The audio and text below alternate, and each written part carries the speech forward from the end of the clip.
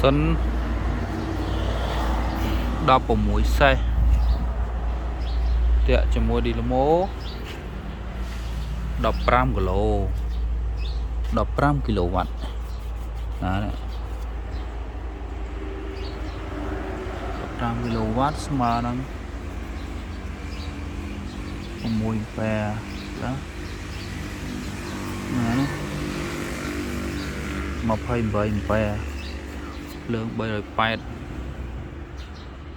15គីឡូនេះដល់យើងភ្ជាប់ជាមួយនឹងនេះដាក់កង់យោងអុស2ទៀតជាមួយលទ្ធផលទៅជាយ៉ាងណា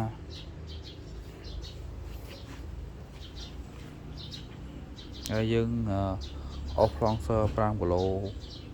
កន្លះ5សេកន្លះចំនួន1គ្រាប់